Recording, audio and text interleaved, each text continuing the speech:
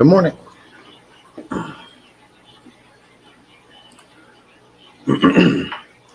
Welcome to the Hour of Power live stream. Here's Craig's. I was just over at his live. Man, I like his setup he's got now. Let me know if you can hear me okay. Hey, Jim's Fish. Good to see you. Kind of noisy. Some evaporation in the tanks. Make it louder. I don't know how much you can hear that or not. I'll tell you one thing I've noticed. Thank you, Craig's. Awesome, Jim. Hey, Robert Reed. That's cool. I'm talking about tiger barbs. My wife made this observation. The more I think about it, it seems to be true. If anybody watches me, they know I like tiger barbs. Big fan of them. Mostly I have just the regular tiger barbs, but I also like the red and green ones just to add a splash of color. It's this tank over here right now. I got the light off as I'm trying to combat some algae and cyanobacteria issues. I'm going to try that 3-day blackout. But I noticed with the green ones, the green tiger barbs you can buy, it seems like they die more than any other barbs I've ever had. That is my experience.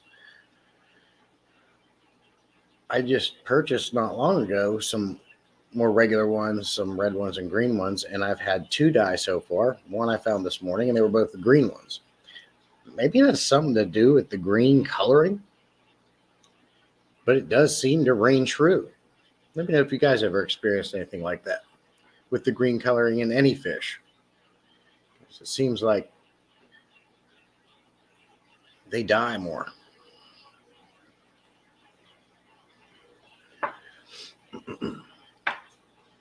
Now, I'm a big fan of the regular tiger barbs by far, but I love the look of the red ones. I love the look of the green ones. Now, the green ones I'm talking about are that glow green color, like that Kawasaki lime green color.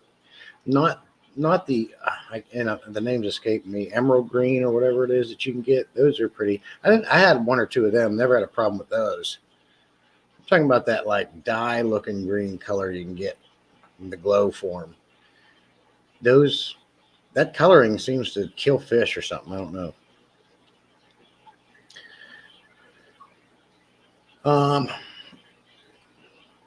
Oh, really? You can't find barbs? Tiger barbs, man. One of my favorite fish. They're up there. I love them.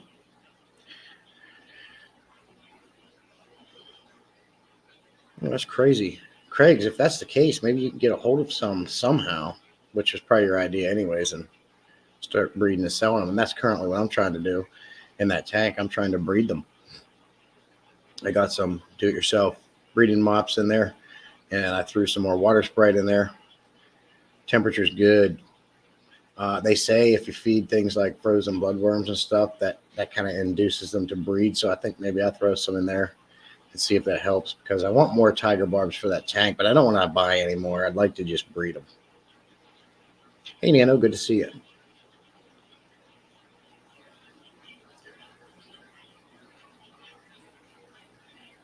So, and this is a question just for my own knowledge. Can anybody tell me the topic of this live stream without looking?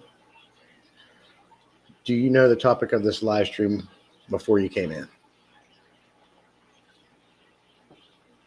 Hey, Jeff, good to see you, sir.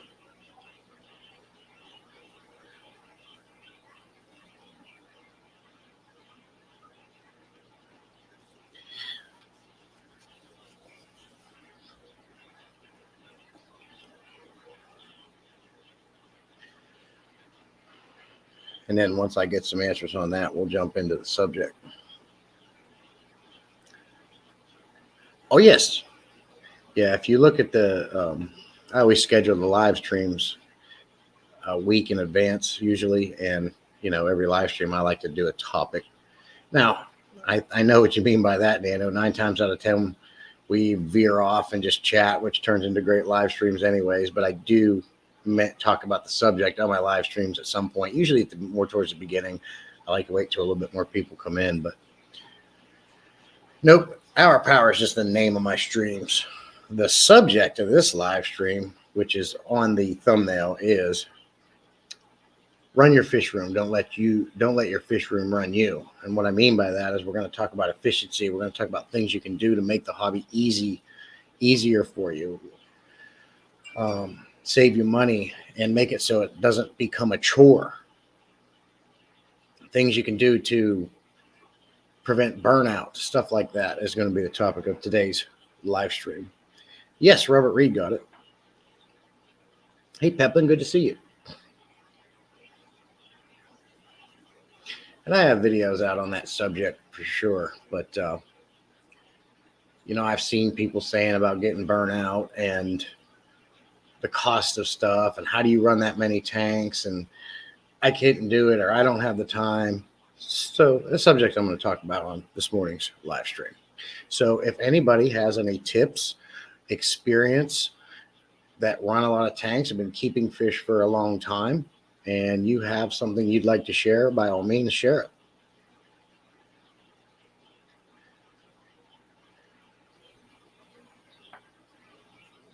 A drain has lifted my spirits up. Yeah, is it in the floor, Craig's, or is it just like at a sink? That sink that you we're working at this morning on your live stream. Hey, Laura, good to see you. I'm driving to the city, but I'll just be listening.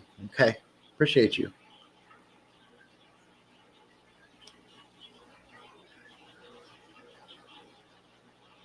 In the floor, that would be nice. Yeah.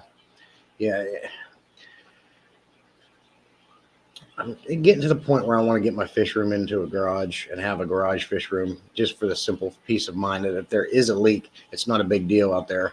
And it opens you up to doing a lot more things in your garage or in an outside building that's really not available when you keep all your aquariums in your house. Now, if you have 1, 2, 3, 4 fish tanks in your house, that's okay. Currently, I'm running 12 in my house.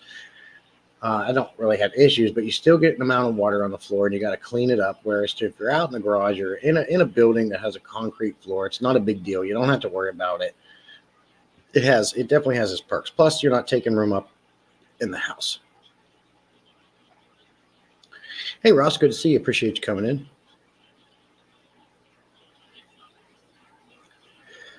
I got to flash something. I got to do a little commercial. This is going to be my first commercial.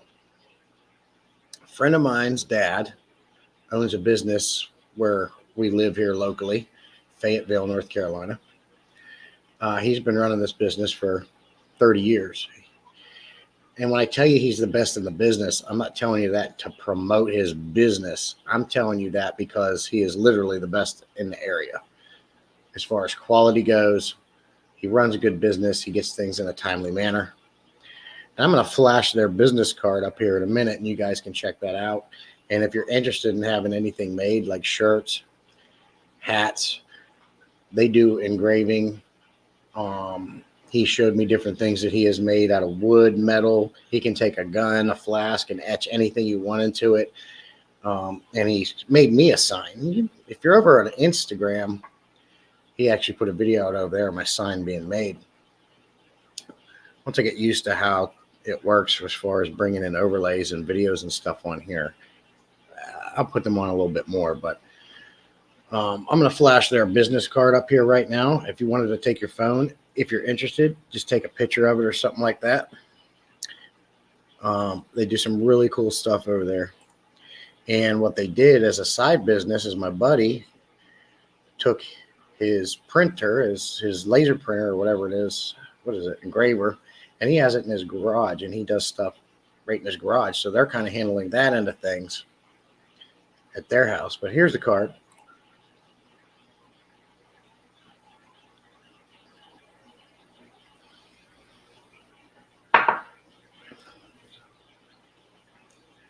Now, they do not make stickers because, and this is kind of a testament to their business mentality.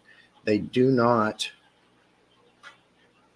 make stickers for people because it's actually cheaper for you to just go ahead and do it yourself rather than pay someone to make you stickers. It just isn't cost effective. So they're not going to like make somebody pay for stickers that you can get way cheaper somewhere else. Definitely check these people out. Screenshot that if you want. Give them a call. They're on Facebook as well. They're really good people. Just want to throw that out right there. So let's get into the topic of today's live stream. And for those of you who are just coming in, that is, run your fish room. Don't let your fish room run you. Tips, tricks, hints to save you money, time, reduce burnout, keep it fun, and don't let it become a chore. That's what we're going to discuss this morning. So anybody that has any of those tips and tricks they want to share, feel free to talk about it. And please give me your input. Get caught up and chat a little bit. See, the wife came in. If they don't make stickers, then why say and stickers? Well, I was confused by that too, so I asked him, and because I wanted him to make stickers for me, Atkins, and he that's what he told me. He doesn't make stickers. Maybe he was referring to just his engraving business. Maybe his dad that actually has the physical store in the area. Maybe he will. You have that smiley tattoo? Cool. Wake up, Atkins. Wake up. I think it said stitches. Yes. Yeah, I can read apparently.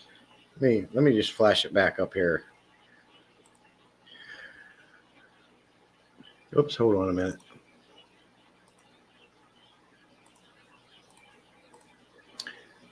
Crazy ink and stitches, screen printing, embroidery, laser engraving. Oh, you saw. I see what you're saying, Atkins. It said stitches, not stickers. All good, buddy. Let me get this back off of here.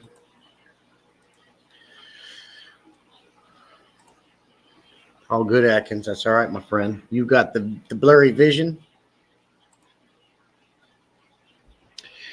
So let's talk about this subject. I want to get into it. Garcia did say, we was talking on the phone yesterday, he said if he's going to stop by and maybe come up for a little bit when he comes in, but we'll see. But custom stuff is amazing.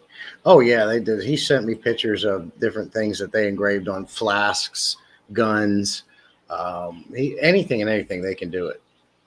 Size. You just if anyone screenshotted that, get a hold of them. You'll be impressed when they make shirts. Like Ben Ochart sent me a shirt one time for free for when I first met Ben Ochart, I went hardcore with him. I really like Ben Ochart. He's a good dude. I like the way he does things. He's one of my favorite fish tubers. When he sent me a shirt for free, and believe me, I'm not complaining. I'm just using this as a comparison. I'm pretty sure it came from the Teespring store, and I think we all know the Teespring store quality. So it's not Ben Ochart's fault. But I think that shirt lasted 2 washings, and it started falling apart. And now you can barely read anything on it. If I had to have bought that, I would have been mad. But luckily, I got it for free. You don't have that issue over there with them. They use high-quality material that stays. Can you keep it down? I'm trying to sleep. Sure, Boots. Okay, running on shots and caffeine and nicotine. I got you, Atkins. 9 o'clock in the morning. I've been up since 5 or 6. I just what I get used to. I got a lot of yard mowing to do today here and in my father-in-law's, possibly the neighbors. So, running your fish room. Don't let your fish room run you. What are some things that we can do to make sure we don't get burnt out in this hobby and it's still fun and you don't get sick of it? How can someone have a lot of aquariums and keep up with all the maintenance? Well, there's a lot of things that you can do to make that a lot easier. I'm going to throw out my number 1 tip on this subject, and I'd love if you guys would share your number 1 tip for efficiency and making things easier, especially when you're talking about most of us who have more than, say, 5 tanks. I think the most important thing to make this simpler is to less is best, right? If you're one that likes to constantly keep your hands busy in the tank and doing stuff and changing stuff, setting things up, that's fine. Aquascaping is one really great way to keep your hands busy. But if you're keeping fish, to keep fish in these aquariums, the best thing you can do is obviously, yes, keep the water quality high. There's several ways to do this without having to always do an entire maintenance routine on every tank every week, every 2 weeks. I maintain my tanks every month now. I don't fuss about every little thing that looks ugly. I don't fuss about all the little bit of algae. Algae is good for your tanks. Less is best. Keep your hands out of there. Every time you put your hands in these tanks, and every time you change something, every time you do maintenance, every time you do a water change, unless your fish have got used to it, some are more sensitive than others, you're stressing these fish out. Every time you put your hands in the tank, you're messing with the ecosystem. You're messing with the good bacteria. You're stirring crap up. The less you do, the more the nature part of the aquarium can take over and handle things. Right? The natural bacteria and balance in these tanks know how to do that better than we do. And if you let them do their job, they will do their job. I don't have to maintain my tanks but every month, and my fish are fine. I save money on water bills because of that. I save money on time, and they're fine. Now, that's truly keeping fish. This is my number one top tip for this subject. There's a lot of them. I'm looking forward to getting into the comments and seeing what you guys have to say about it, and women. But that's my biggest number one tip for that subject. Less is best. So let's go to the comments and see what you guys have to say.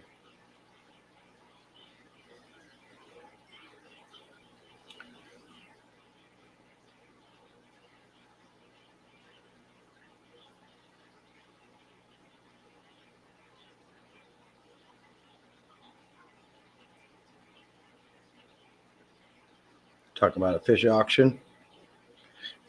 Never been to a fish auction myself. Pepin says he's never experienced this burnout people talk about. I think I may have some years back, and at the time I only had a 55-gallon tank, and as time went on, I kept doing less and less and less and didn't want to do it.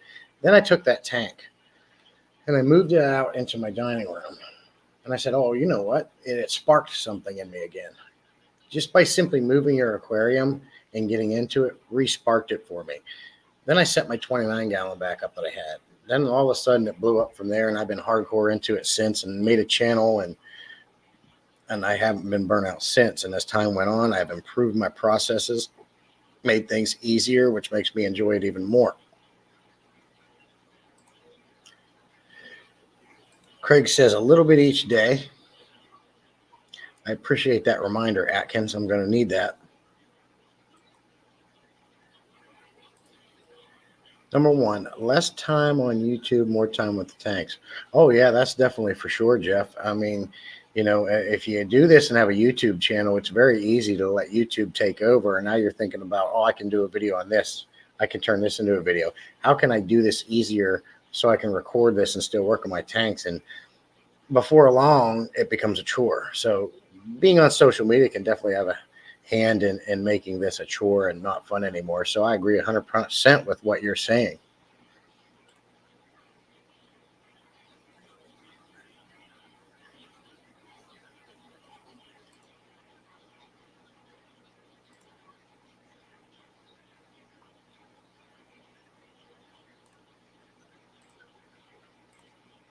I almost burned myself out last year.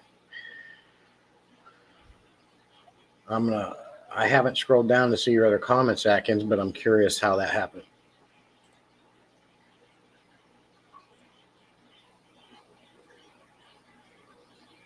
Get him, Sketty, get him. I am downsizing, but not stopping the hobby. I probably will always have at least one tank. And I can understand that. I mean, even at just the 12 that I have, and I was just on Craig's live stream this morning and he counted them for me. What did we get to, Craig? I think you were up to like 34 or 36 aquariums. I have 12.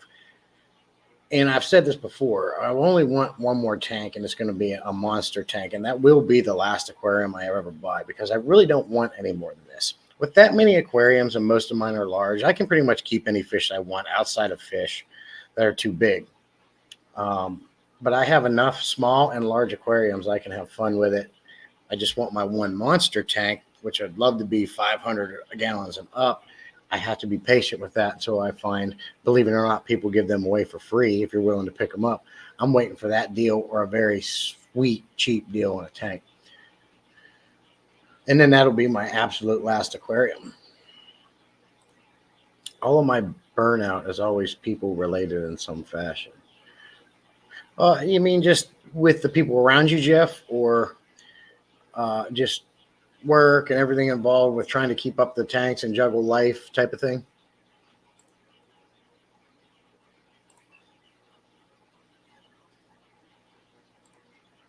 Boot says, I rotate between which tanks I focus on each day so they all get attention without getting to be too much. And I like that, Boots. That's a really good that's a good routine. I like that. And Craig's, I said that too, just a little bit each day. So one day you're going to focus on one tank, and then the next day you're going to focus on the next. See, my process is once a month. So, or a little bit before, 3 weeks to a month, but most of the time it's once a month. Well, it's once a month regardless, but sometimes it might be a little shorter or longer. But when I do it, I go and do all of them in one day. And I'm done.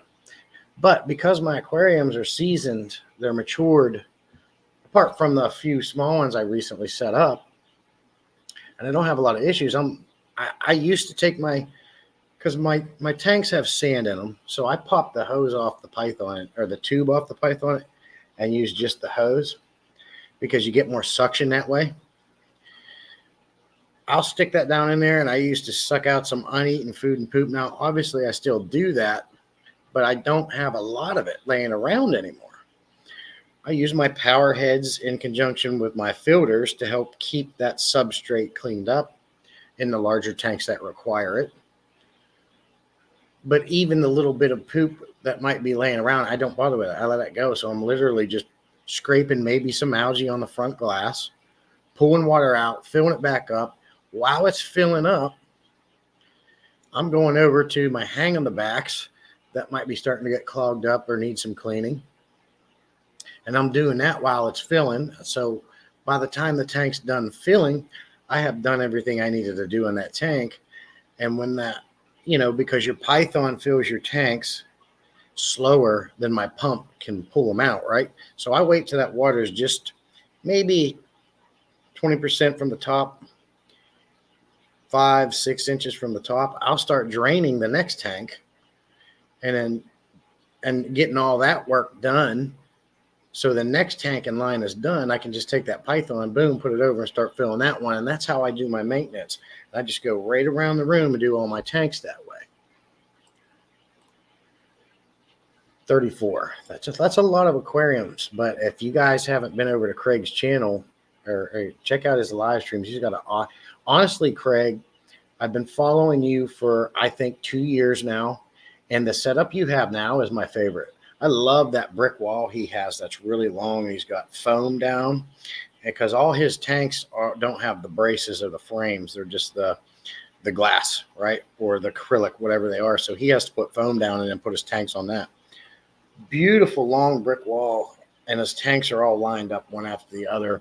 And of course, if anyone knows Craig's, his normal setup that he's always had goes with him from house to house. He's got that too. But this is a whole separate room he's got set up.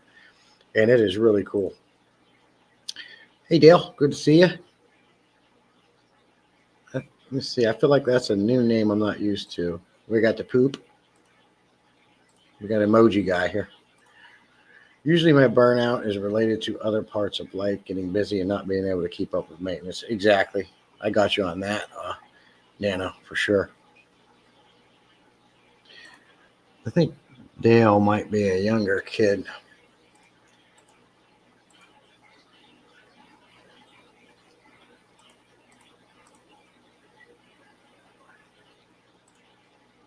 I'm definitely not a YouTuber. I don't have any goals and interests of making a living off YouTube. Yeah, I got you on that, Jeff. You just like to share your hobby. And I've watched some of your videos, and um, I'm pretty much on the same lines of that. I'm not doing what I do to become rich, but I would love to be able to bring in a little bit of revenue and sharing my hobby with the world and you guys. Coldwater Aquatics recently shared a post showing it was titled "Just to give you guys an idea of what a small channel can make on YouTube." He's been monetized for 3 years, and he shared the post. And I think that month he brought in $80. Well, every month, if you do that and you say take that money and sock it away, whatever you're putting it in, whether it be your bank or your PayPal, and you just keep putting that in your PayPal account, you can use that money to support your hobby or run your hobby or buy the next food you need.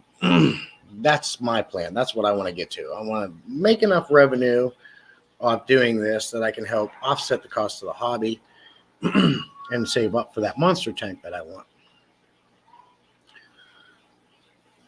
So for me, yeah, I keep fish to keep fish. I'm not all about trying to get the views. Yes, do I want views? Do I want more watch time hours? Yes, but I think that'll come as time goes on. It's slowly getting better for me, but mostly I keep fish because I like keeping fish. My tanks are not pristine. I don't do aquascaping. They're they're clean, they're nice, they're pretty, but they're by no means disgustingly ugly. But they're not the prettiest tanks in the world because I work in them. The fish live in them. I do maintenance. I don't make sure every little rock and plant and decor is perfectly set. Yeah, I don't worry about that stuff.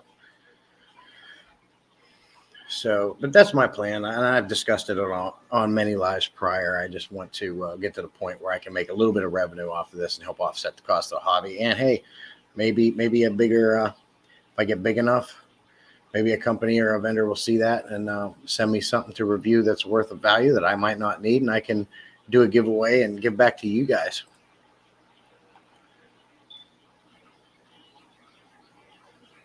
Social media people. Yeah, I flew to the sun too fast, trying to have too many tanks and fish and working full time while trying to support my house. And yeah, it gets to be too much. I get you. So I totally understand you wanting to downsize for sure. I've been spending time outside instead. Got to get that vitamin D in the sun, Sketty. That's important. I keep my hands busy because of addiction. It helps me stay out the crap. Yeah, and I've heard you say that before, Craig. So, for you, this hobby has really quite literally changed your life. Sorry, that was my son. Think he wanted to see my name on live. That's all right, Dale. That's all good. Appreciate you stopping in. I like meeting new people. I get you. It's all right. Most of us understand, Dale, that when you're on social media like this, especially if you're doing vertical streams on the shorts feed, you're going to get stuff like that. It happens all the time. We're used to it.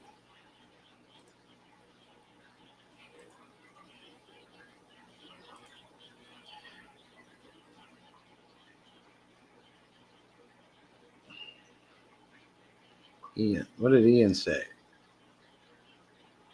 Who's Ian? Who is Ian? Help me out, Sketty. My hospital tank is in my bathroom. Water changes are easy, and I can check on it every time I go in there. So multiple times a day. Boots, I got to tell you what, that's an idea I didn't think of. They tell you should have your QT separate from your tanks just because you don't want to take the chance of a drop of water or anything getting into your display tanks, right? I never thought about putting one. If you have the space to put in a quarantine tank in your bathroom right there where you can drain real easy, that's a good idea. I appreciate you sharing that. You've been watching about a month now? Well, awesome, Dale. I appreciate it. I do think I remember your last name that you got there. It really sticks out to me. And I do think I remember seeing that.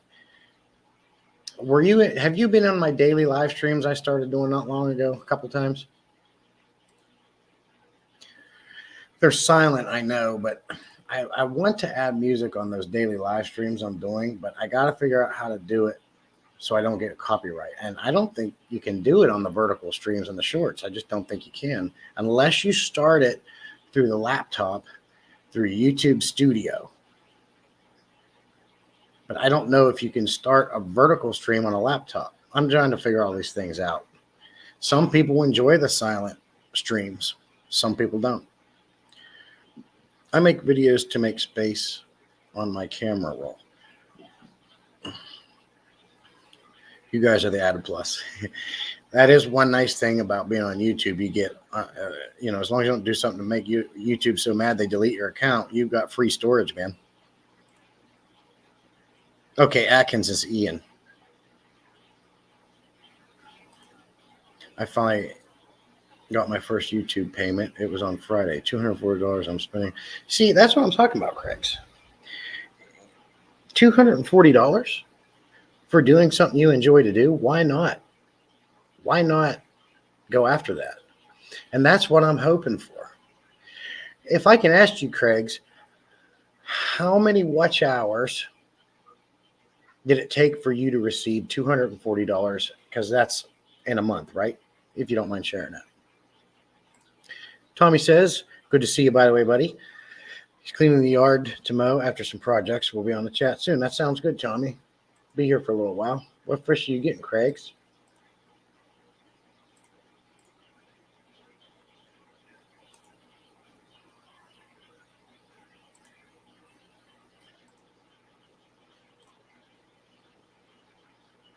Yeah, I figured that out.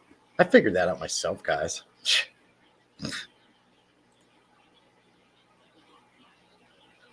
All right, Atkins. Hey, Dixon, Juanita, good to see you. Always appreciate seeing you here. You're never late.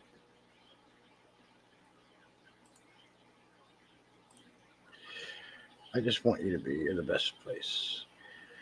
In your best place. You don't have to be active around tube, okay? No wonder my kids avoid me like the plague. And if you're not careful, doing this fish tubing thing can consume you for sure very easily. Mine backed up because I didn't fill the form out right. Oh, well, if I have any questions, I'm going to come to you on how to fill it out right. The reason why I say that is because I am less than 300 watch hours away from getting monetized, which is half the reason I started doing those daily live streams, because they really help the watch time hours. So I'm going to be there pretty soon. And it'll be my first time. So I'm sure I'll have questions. I see income from YouTube as another tax. And it is. You got to claim it on your taxes for sure. But I still like the fact that I'm going to be bringing some money in monthly to help offset the cost of the hobby.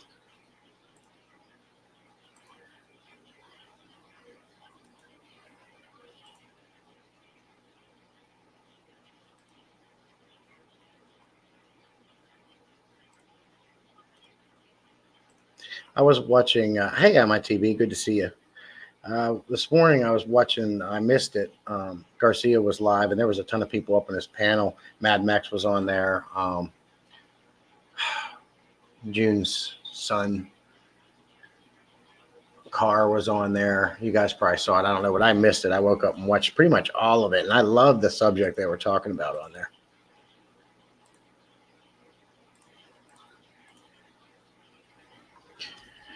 So now that I'm at the bottom of the chat, let's talk a little bit more about the live stream topic. So I told you guys my biggest point. You guys have put some input on that. And I think another thing that we can do to make this easy is simple, let's fine tune our process. Let's get rid of the waste. Let's stop doing things we don't actually really need to do. When I first started, the Python was the rave, and I got the Python, and right, you can drain the water out, suck everything out, and use the same thing to fill it. That is efficiency. But as time went on and I got bigger tanks and I got more tanks, it's slow because those Pythons drain really slow because they use water pressure to pull the water out. And then again, you're using your water to fill it. So not only did it take a lot longer, it also was a lot harder on the water bill. So I went to Lowe's and I got I think it's like an 800 GPH pond pump. And now I stick that bad boy in there, shove the hose out of the window, and I can drain my tanks on electric much faster. And now I'm only using my Python to fill the aquariums. Things like this is what I wanted to talk about on my live stream today, as far as efficiency and making things easier. Stuff like that. What do you guys do on your water changes? How do you make it more efficient, more effective, or more cost effective, and faster? Man, I couldn't stand waiting there for that Python to drain a 125-gallon tank down to at least halfway, because I keep large fish. I like to do big water changes, at least half to three-quarter. Waiting for that dang thing to drain all that water was like making my skin crawl.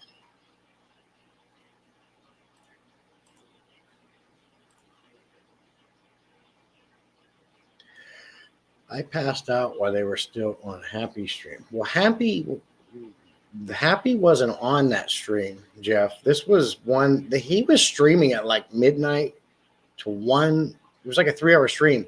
So I'm assuming it ran from like midnight to like 3 in the morning or something like that. And Happy wasn't on there. He was in bed. Jim wasn't on that one.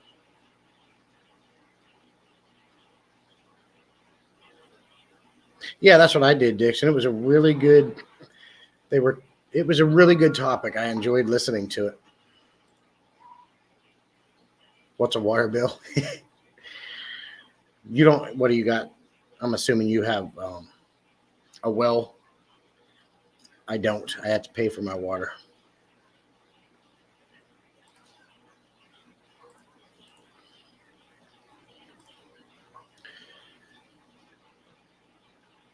It's like $650 notes. I don't know what that means, Craig's.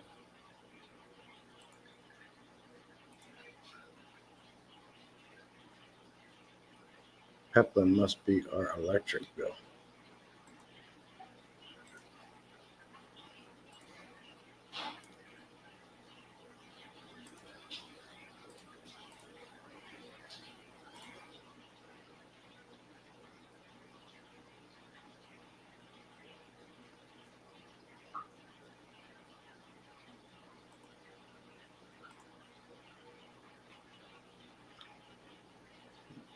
Glad you made it home safe, Atkins. Ian, I got to remember that. I've seen this Ian. I just wasn't quite sure who exactly it was. Allison made it in. Good to see you. I used to do the bucket brigade for 20 tanks before I had surgery in 2016. 18. Oh, yeah, absolutely. Them buckets are for the birds. I mean, we all are going to keep buckets around for one thing, whether, you're going around trimming plants or you're pulling crap out. Maybe you're pulling your media out of your hang in the back. You need something to throw it in so you can take it over the sink without dripping, right? Maybe you're assimilating a fish. Maybe you're giving a fish an Epsom salt bath or something like that. We still need buckets, but I don't use buckets for that crap anymore. It's pump and fill. And actually, if I move my tanks into a garage, or I get a fish room in a garage like I've been discussing the last few streams, I would be inclined to maybe even set up some PVC piping, have one big like sand filter pump like you would see on a pool, but not use sand. You can fill it with those bio balls, or almost like the K1 media, and have it filter all the tanks. And as long as the tanks are, it would take some fine tuning. You can put valves in place. So like if I had 3 125s, a 29, a 55, 275s, all these different size tanks on this thing, if I put a valve on each one to adjust the drain rate, I could literally drain all of them by opening that thing and then set up some more piping to fill them all at once and make it that a lot easier. Yes, right, but you still pay that HOA fee, right? But now I don't know how that works, QC. Let's say you used more gallons of water in a month. Does that HOA fee go up, or does it stay the same? It seems like it would stay the same regardless. So either way, that would be better. The water bill, okay.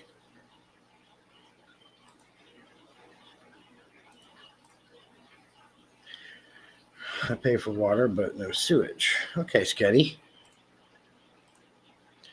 I switched to the Rio 2100 pump with braided tubing. Now to empty and fill tanks. Water is just drained into a utility sink. Nice. See that? That's something I want to, like I was discussing, to make the hobby even easier.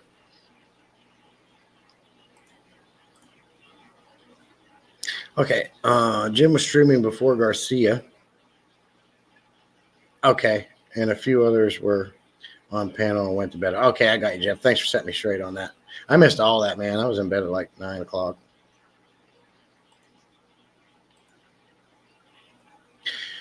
Juanita says our pump equals electric bill, but we irrigate pasture during summer, June, and August. Okay. Yeah, I mean, I get you on that, but yes, I'm using a pump to drain the water faster, and I'm not using as much water, but you are using a pump that pulls electricity. But I really don't see an increase in my electric bill just from running that pump on 12 tanks. So I'm getting the benefit of draining it faster and then just using my Python to fill. So it's quicker, it's more efficient. I'm using less water.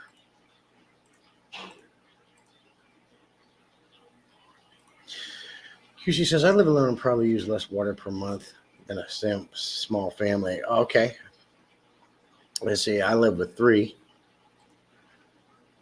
I'm going to have to go refill myself, Juanita. Carbon blocks made it so I don't have to use pump. Yeah, Atkins, and we were discussing that prior. That's something I want to tap into too. So maybe I can get rid of using Prime. Same as you. It looks good on the back wall. Don't feel bad, Jesse. I was in bed about 9 as well. Yeah, Tommy, because I watched pretty much that whole live stream and I didn't see you on there. Tired. And everyone's talking about this Aurora Borealis Northern Light thing. We didn't even know. I saw your post, Tommy. It sucks. I went to bed. I didn't even see it.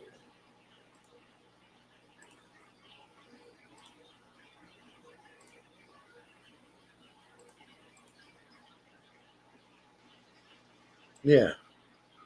When's that going to happen again? God, wish I'd have known about it. Back to the bottom of the chat. Where's Mike B when you need him? So some other things I like to do to make the hobby more efficient and take less time and be cost saving. And let's not forget to add in there damage, right? What do I mean by damage?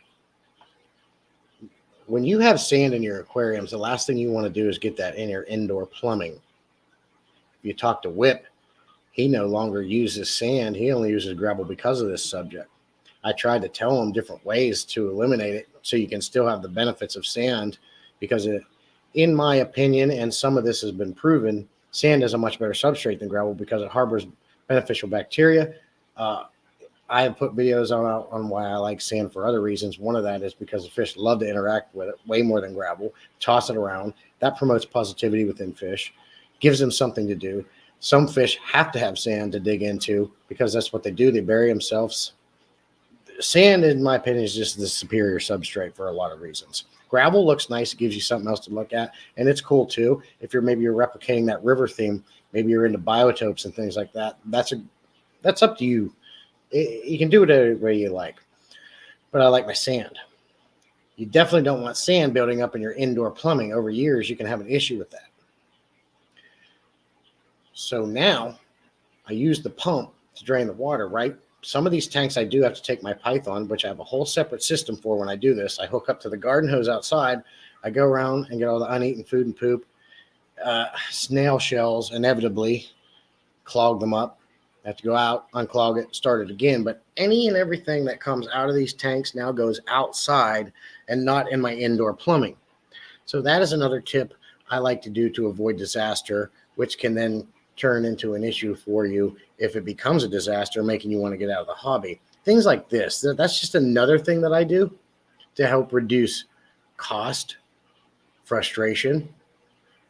But it does take 2 Python systems. I got one in my indoor sink to fill.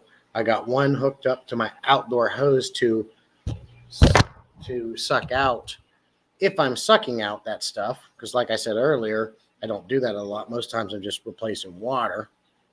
But if I do, it's going outside, not in the sink.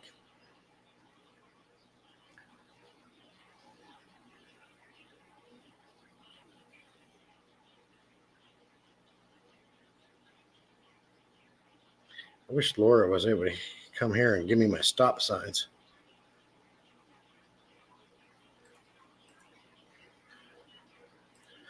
Old man Tommy. I was in bed too. QC missed it. Yeah, we saw it from Texas. That never happens. I saw that post. Seeing them was a bucket list item. Then I get to cross off on my front yard, from my own front yard. Yeah, pretty cool. I was up late. OT hockey, then took the dog out. Okay. Not sure I would have been able to see it anyway. We had a lot of clouds and rollover that evening. Juanita says that is what I mean. We only see the cost of water from June to August when we are watering the pastures. Okay, I got you. Juanita. Kitty says my husband is so freaked out that I'll clog the pipes with sand. Yeah, so that's that, and it can happen. You're going to have an issue. You're going to end up with a problem you're not going to want to pay for. Especially here, because in my house, I live on a slab. So if something happens with my pipes within that slab, it's going to be expensive. So I do everything I can to not have that issue.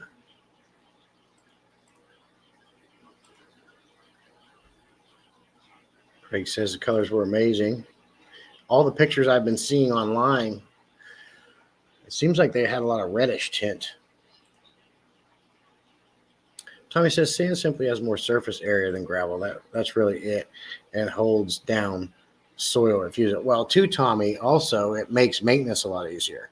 Everything sits on top, whereas gravel, when you're using gravel and you have to do a gravel vac and a water change, you have to do every inch of that aquarium or most of it to get that stuff out. Where sand, it's right on top. You pop that hose off, the tube off, use the hose, sucks it right up, you're done, change the water. So more surface area for beneficial bacteria. If you're doing dirted tanks, it seals that off. Easier maintenance. And you get you can get your different colors of like gravel, sands, and get that natural look. I think sand is superior for a lot of reasons. Yeah, sand get drained into a barrel, then pumped outside. I really don't use my Python to fill tanks. So you use another pump to fill your tanks, Atkins?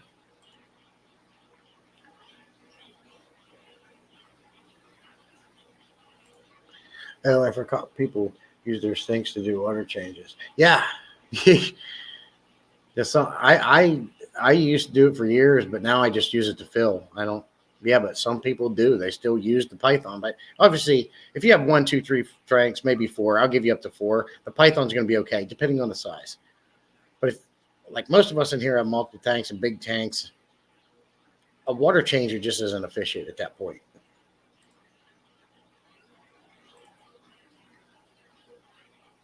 A 50-gallon barrel and hose guy. I'm a 50-gallon barrel and hose guy. Yep. Yeah, so the stop signs help me come back to see where I left off. That's something Laura started years ago on Dan's stream. And since I met her, she's come over when she's able to be on my live, so she incorporates that on my streams. And I love it. She came up with a brilliant idea there. So like when I'm talking and I stop and start talking about something else, I can go right back on a chat, check the stop sign, and know where I left off.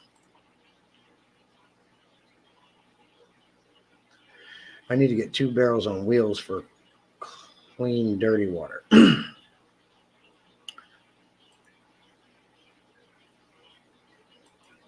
Dale says, I give a good spray with the garden hose down the drains if I think the sand is in them and I've had problems yet. Cool, Dan. Yeah, well, you're taking the step to rinse it.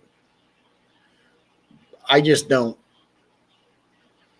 If you talk to Whip, he had an issue over the years with sand in his pipes, and it cost him a lot of money to get it fixed. And from that day on, it scared him enough. He went all gravel. So I don't even take the chance. It just goes out the window. But I was doing that before I knew that story about whip.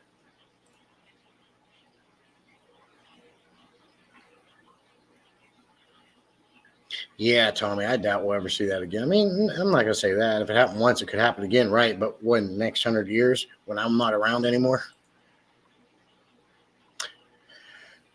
Alex put some amazing pictures up. Are you talking about Fathom or are you talking about Fishery, Craig's?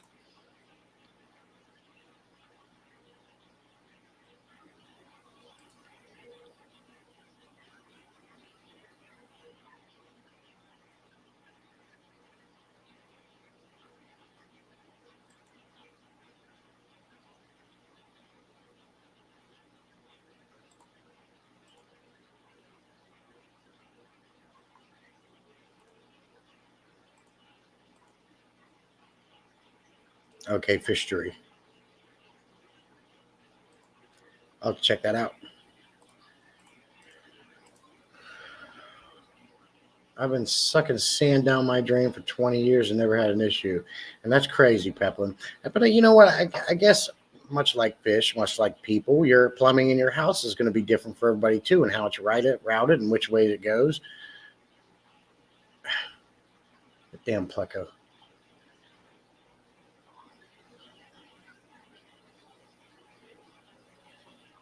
Ugh.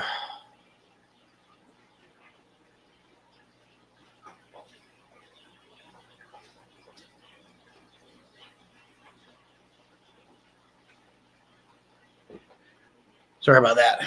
That big Pleco, I got to watch him every once in a while. Because you know how big Plecos can suck on the side of fish sometimes, and I got to regulate them. But it's that blood parrot's fault. He keeps picking on them. Got to be a bouncer.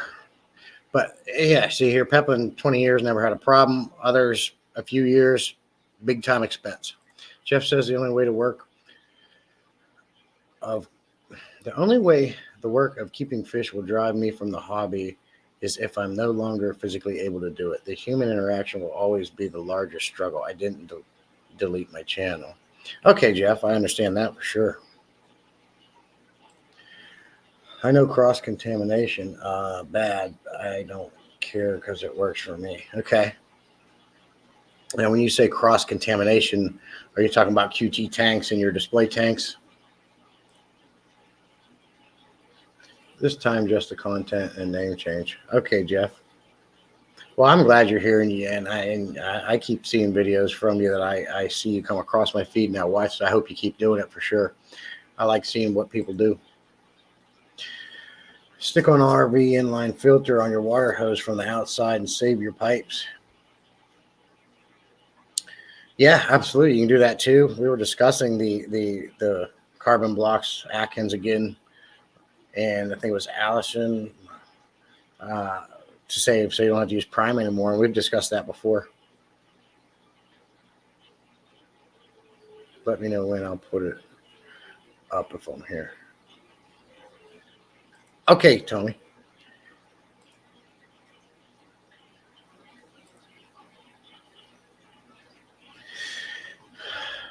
Hugh had a big issue with sand in his pipes, and they had to take apart the drain pipe to fix. Yeah, see, and I hear more stories where it's a problem than it's not, so I don't even take the chance.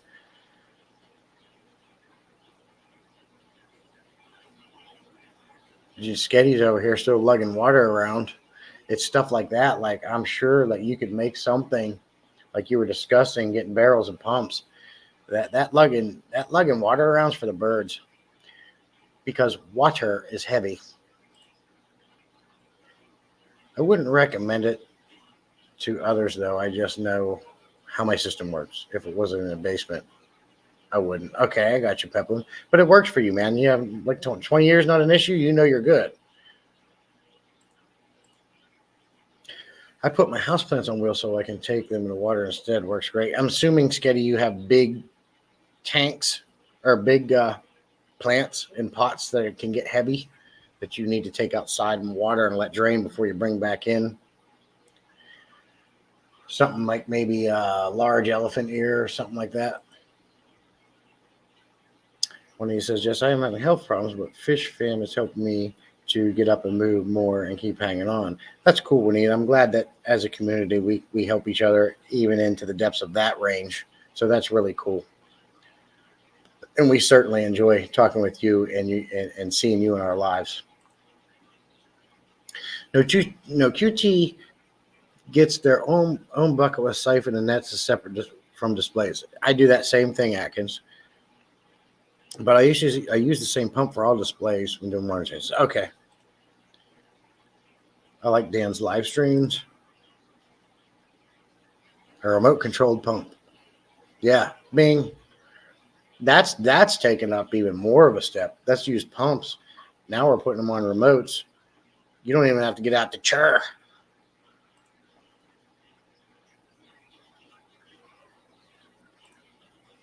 Neither do I, Atkins. I'm actually not going to be buying any more fish for a while just because if we do end up moving, as I've discussed in the last live streams, the last thing I want to do is add fish, right?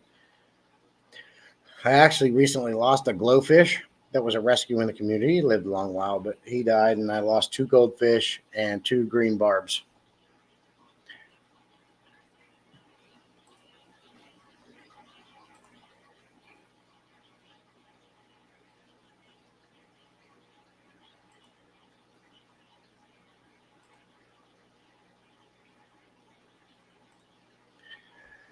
Right, Wi-Fi outlet. Turn it on and off from your phone. Yeah. This is all good discussion. I like to see what other people do.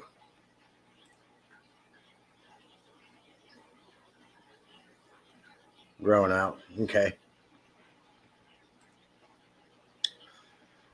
I'm going to go run. Tommy, if you can give me a stop sign, here would be the time. Or any moderator can give me a stop sign. I'm going to go get some coffee. I'm going to come right back. But I'd love to see if you guys wouldn't chat. Give me some more ideas and tips and tricks that you do to make your fish room more efficient, more cost effective, and things you do so you can spend more time enjoying the fish than working in your tanks. Unless you enjoy working on your tanks, that's a whole different conversation. But I would like to see more things that you guys do to make it easier. I'll be right back. I don't go anywhere. If you do go anywhere and I come back and I see less than 19 people, I'm going to drive to your house and put a camel spider in your bed. And now I don't have camel spiders here. I'm going to have to go to the desert. I'm going to have to get the camel spider. And then I'm going to have to go find you. But that's how dedicated I'll be to this. So I'm going to be here.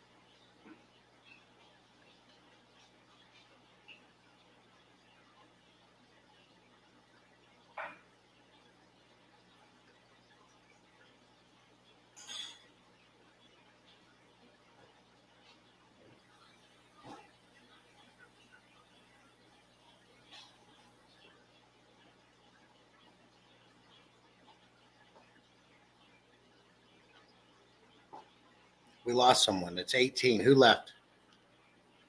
Who left? Can anybody help me find out who left? We got 18. There's no more 19. I got to go get a camel spider. Hey, Razin, good to see you. Jeff put in the stop sign too. Thank you. Thank you, Tommy. So much easier to pick back up where you left off. Make it easier? It seems to make it more difficult. What makes it more difficult? If I put on wheels, so I was considering a house, a hose to the garage sink.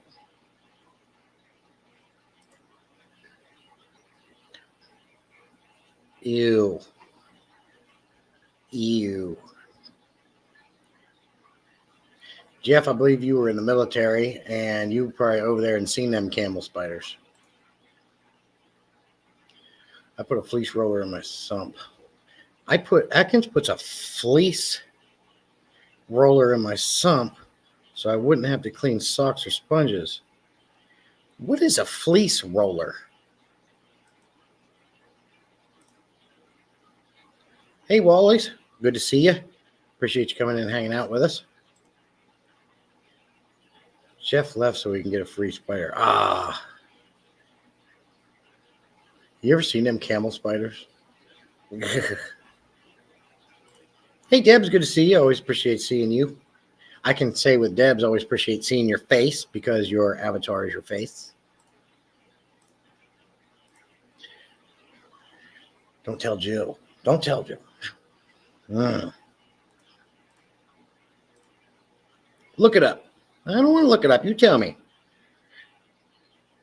Aquamax. Stop swearing, Atkins. We all know what AF means. But I'll look it up. Look it up. Aquamax AF1 fleece roller. I'll check that out. Now, it sounds like, Atkins, if you raise sheep, you can have make your own fleece. Sheep make fleece, right? Yeah. Yeah, we don't need no camel spiders. I saw way too many of them during the war. Whew, they're ugly, man. They're ugly.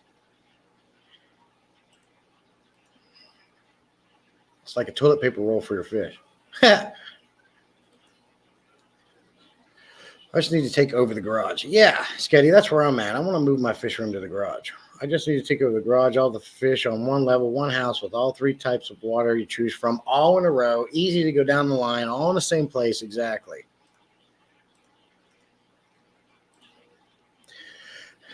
Hey, Austin, thanks for coming in. He says my fourth grade English teacher was a real fleece roller.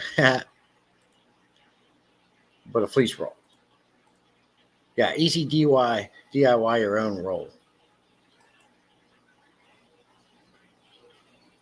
So I have got one comment about making the fish room easier from Atkins, and it's a fleece roller to get rid of socks for a sump, sponges. There's Foxy Fishes. Good to see you. I wonder how Foxy and things that she does to make her fish room more efficient and easier and cost effective.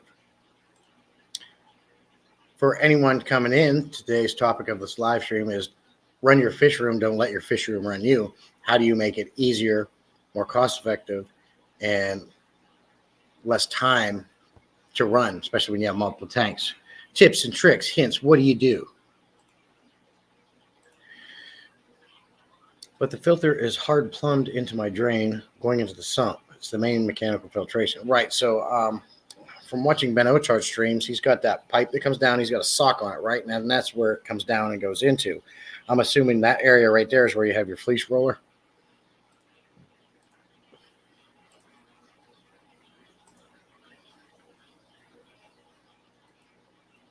I do the same thing Peplin does. We live together. Okay. Oh, that's right. I forgot that. But Foxy, I'm not taking that as an answer. Now, you ain't getting off that easy. What are some things you have done and some ideas you have came up with to make things easier?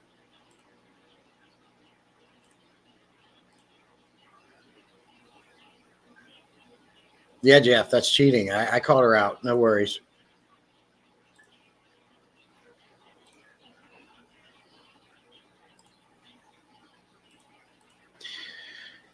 Atkins says it works off a float valve inside the filter. The water rises as the filter clogs up. Once the float is tripped, it spins the roll with a motor automatic. That is cool. I had it in my head. It was something like that, Atkins. That is neat. I wish I wish I could come up with something like that because right now I have to put a pre-filter on two of my FX6s. Well, one's an FX6, one's an FX4. They're in there with ones with Oscars, ones with the Mbunas, right? They dig sand and plume sand up all the time. I had to put a pre-filter on that inlet to keep sand out of my filter, and it works great. However, once a week I have to take that thing off, clean it, put another one on. I wish I could think of something to do like that, like you got there in that situation. Thanks, Austin. We appreciate it. And it got better with you coming in.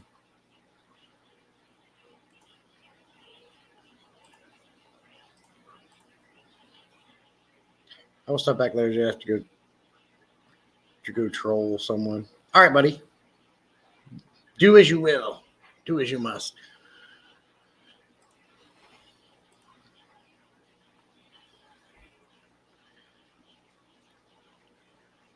So there's something else I'd like to talk about. Do we have any breeders in here? Do we have any expert breeders in the chat? We could go on and on for hours about efficiency and doing things to make your fish room, which it's a subject I really enjoy. But I want to break away from that a minute and ask another question.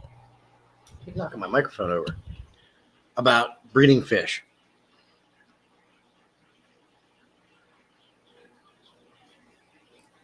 Lowering the water level back in the filter. Lowering the water level back. Okay. I read that one. If anything, my ways cost more money. I got you, Foxy. It's funny. And it says it is less expensive. Ow.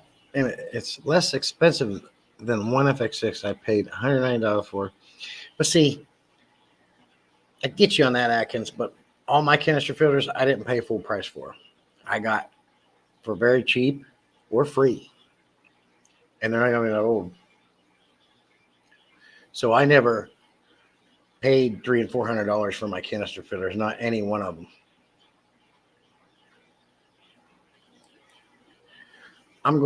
But that I realize that's a specific case, Atkins.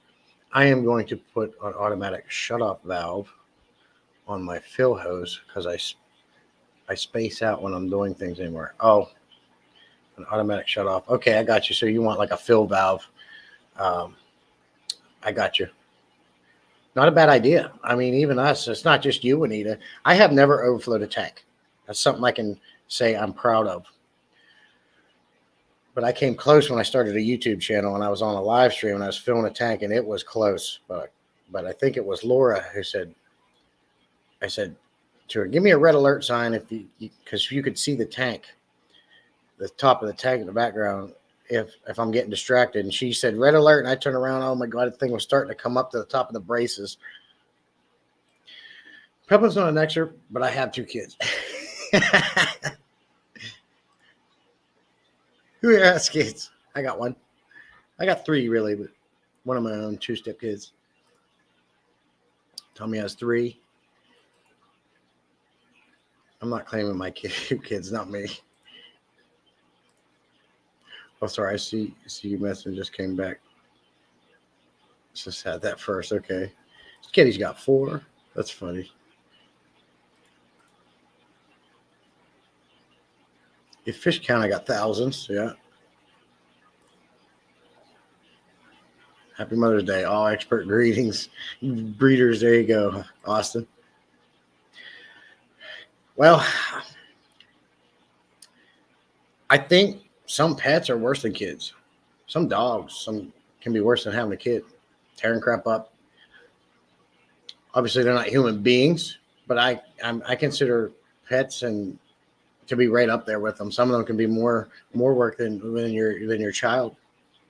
Get this one in Boone in this 125-gallon community tank over here is amazing. He looks brown most of the time, but right now he's got like this beautiful iridescent blue stripe that goes back, and he doesn't really show it that much, but he just showed it to me there. It's pretty. Anyways, breeders. Who's my expert or semi-expert breeders in here? Not kids, fish. A corgi, yeah. Under 30. Just all these dang animals. Even your large dogs, like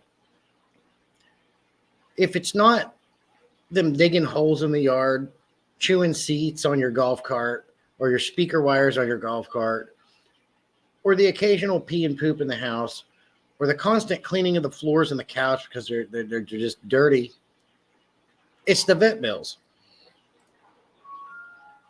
Agreed. Life is life to me as well. It's all worth a shot.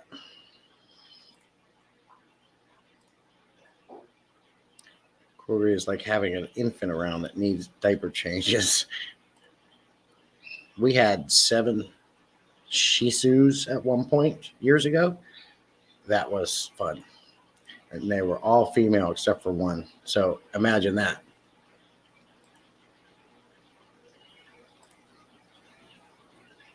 They were always fighting. They had to have diapers on their butts when they were in heat. Thank you, Peplin. So my question is this. I'm trying to breed tiger barbs. I need some help. I've been doing some research. I've been talking to some of you. I think it was Ross Baltimore who said, go ahead. He goes, man, you've got that many tiger bars in there. They've probably already been trying to breed as it is. He goes, make one of the DIY mops and throw it in. Well, I made 2 of them and I put it in there. The temperature's good. I hear if you feed things like frozen bloodworm, that kind of gets them more in the mood to breed. I want to breed my tiger barbs. I need any advice.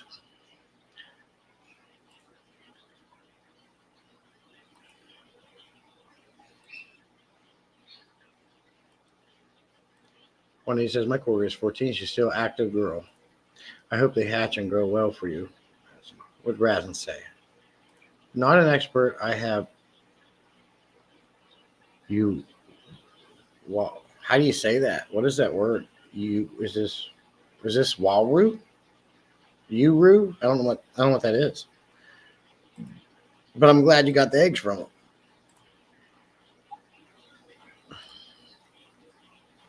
Yeah, that's what he said to do, and I made 2 of them and I put them in there.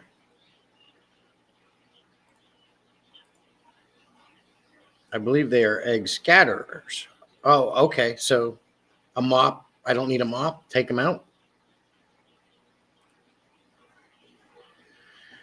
You need a false bottom tank to do it right. What does that mean? False bottom tank. I don't breed fish. So what is a false bottom tank? Peplin, you think I should take those mops out then? Yeah, higher protein diet, and you can never go wrong with some cool rainwater added to get the Marvin Gaye going again. Cool rainwater. If I put rainwater in my tank, because I know that there's always been acidity in rainwater to the point, see corrosion of statues and such. Do I need to do anything special with the rainwater before I put it in the tank? A mesh barrier would be better than mops for barbs. And so, Foxy, could I take like I have these, just like your coarse sponges that come in a sheet. Throw something like that in there. Waru. Okay, thanks, Tommy. Thanks, Atkins. Yes, pronouns. Waru. Okay. I've never even seen that fish till I was seeing the DIY Kings video. Like marbles and mesh. Like marbles. So basically take the sponges, like I was saying to Foxy's statement, maybe just take something like that and just set it on the bottom of the tank. Now just add rainwater in from a catch bucket. Okay. Yeah, the roof gutter thing, I know that. Yeah.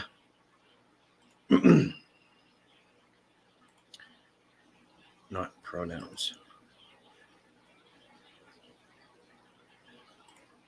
Never bred tiger barbs, but we bred a lot of cherry barbs with the mesh on the bottom of the tank method. So just lay it on the bottom of the tank, right on the sand. It's a South American cichlid. What's a South American cichlid?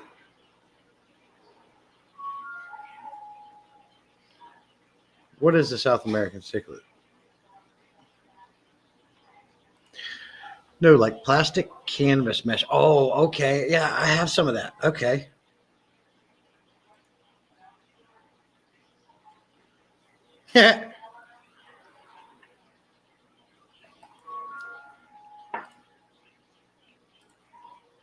So the eggs fall and can't be nibbled on. Right. That's what I'm assuming. But wouldn't a mop do the same thing? Like the DIY mops wouldn't? I guess not. Okay. Allison says place a barrier such as a light diffuser on the bottom, sitting on top of the substrate, I'm assuming. Eggs will fall through. I use river rocks and outside tubs that create crevices. Now I have a bunch of river rock in a bucket that I've saved that I used it on my gravel tank from a while back, but I saved it because I love it. You put breeders in a mesh bottom tank for a few days and then remove the adults. A few days later, you'll see fry. But see, Peplin, I can never tell what the breeders are. I mean, I'm assuming if you have two of them going off by themselves and they're doing the dance, right? These are the unless it's clear aggression and they're fighting. But if they're rubbing on each other, I would assume those are going to be the breeders, right? I have a spare 10-gallon tank here. I could fill and insta-cycle it and put them in there. And you say in that tank, put like maybe the mesh plastic on it on the bottom, leave them in there for a few days doing their thing, then pull them out. Maybe I got eggs. Okay, let's say I get eggs and that happens. Should I do Mad Max's trick of putting green water in there so they have food until they get to the age they can start eating larger food? Help me out here. I'm asking for help. You guys are already doing that. That's great.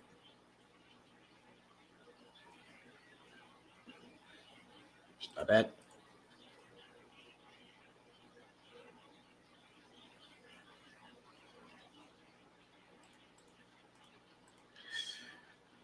They aren't egg placers, so the mops won't work because their eggs aren't sticky. Okay, so I'm going to pull them mops out then. Males dance with the males all the time, so don't go by that. Right, that's right. I'm believe me, Peplin, I'm very familiar. I've been keeping tiger barbs a long time, and I see that all the time. So I can't sex fish at all, no matter what they are. I don't know what's a girl. I don't know what's a boy. And I certainly don't know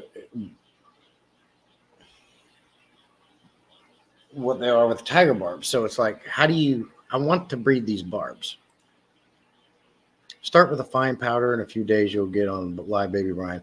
I do have a mix of the North Fin fry food and Aquarium Co-op's fry food that I have used here for my baby and Boonas that keep coming all the time. That's easy to do. But the tiger barbs, man, I hear they're easy to breed. I've got over 15, 16, or 18 of them in there. It's like, would I have better luck just placing the mesh on the tank they're in right now and leaving it go? Or is that dangerous because when they start coming out, the barbs will eat them, I'm assuming? Females will have a more rounded body when egg laden.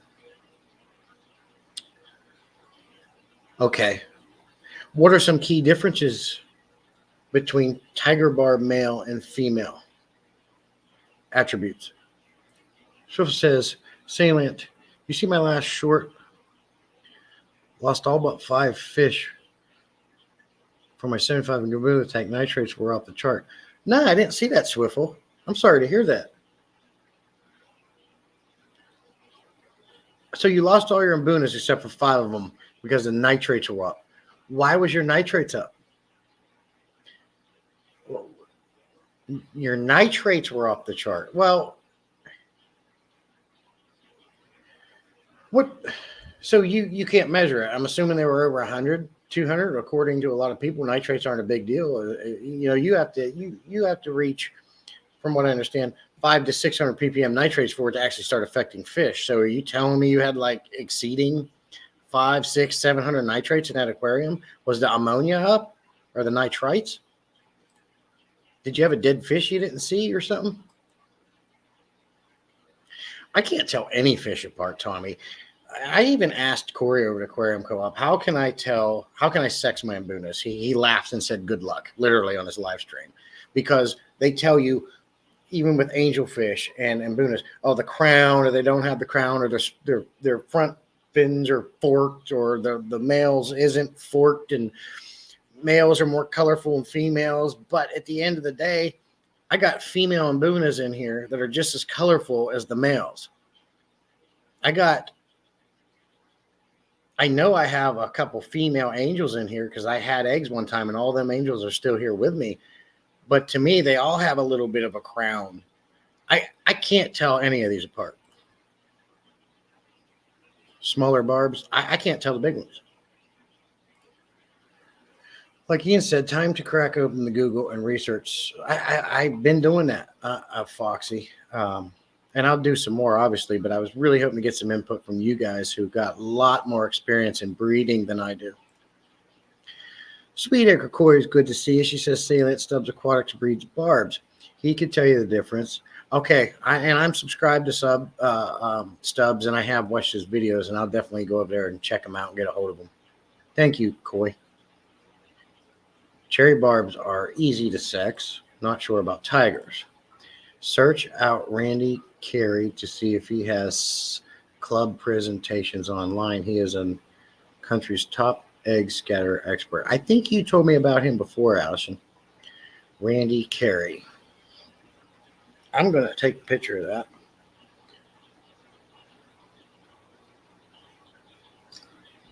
I already know Stubbs. This is great input.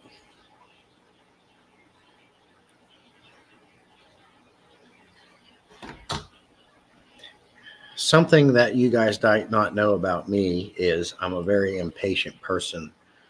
Everything I do, I get done now in the quickest, fastest manner as possible. A to B. I don't like fluff. I don't like messing around. I eat in 5 minutes. I shower in 4. I do jobs at work that take some people 3 to 4 hours. I'm doing it in an hour or 2. When it comes to my fish hobby, it is no different. Everyone says that you need to have patience, and that's absolutely true. But I'm here to prove to you that you can be impatient, a motivated go-getter, and still get great results. Most of my life, being impatient and being 100-mile-per-hour kind of guy has served me better than it has not. It has got me in trouble, but more times than not, it has helped me. With that kind of energy and speed, you can imagine what employers, unless you're doing a specific job that requires patience and slower speeds and thinking things through, they love me. I have made companies money, improved the bottom line in different areas, and they love me for it just because of this. I carry this over to my fish keeping hobby. If I wanted to, I can do maintenance and water changes in all these tanks in 2 hours. I choose to slow down to enjoy it a little bit more, but I can do it in 2 hours. I discussed earlier in the stream how I do that, basically. So, having said that, I want to breed these tiger barbs. And I don't want to have to read pages and pages and hours of content to figure out how to do it. So I need you people to tell me now.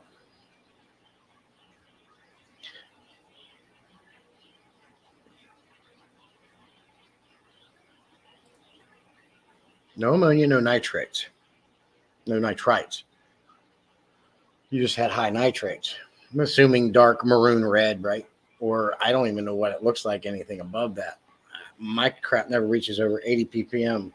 Are you sure, Swiffle, that the nitrates were the issue? Any signs of disease? Any bloating? Did it happen after a water change?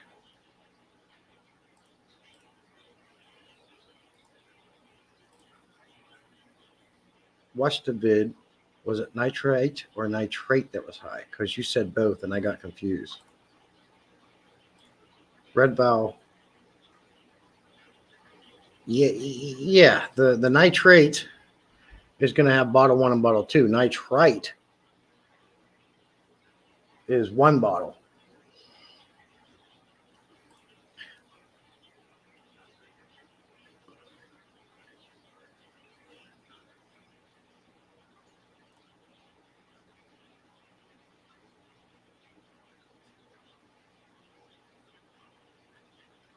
Well, Atkins, that doesn't work for me. I'm going to need you to go ahead and remember, and I'm going to need you to tell me how to do it. Yeah, I wouldn't want you to operate on me. No, you wouldn't, Coy. Well, yeah, you would, Coy, because if anybody knows the medical field, they take forever to do everything. You have an appointment at 3, you show up at 2:30, and you don't get in there till fucking 4. Whoop, excuse my language. I hate the medical field and how they operate. I'm too impatient for it. What's the point of having an appointment at a specific time that they want you to show up 15 minutes early for, but still don't get in there until 45 minutes to an hour later? That irates me.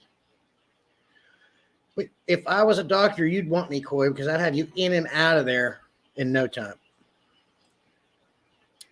Vent, adult, and booners to be sure of the sex. Yeah, you got to pull them out, and you got to look at their peepees, their woohoos, right? Finnage, egg spots. I heard the easiest way is to look at what they call their sexual organ, the pistil, right? I'm assuming a male's going to have an outie and a female's going to have an innie. If I grab the fish and look, I can see if it has an innie or an outie. I'm assuming that'd be the easiest way to tell.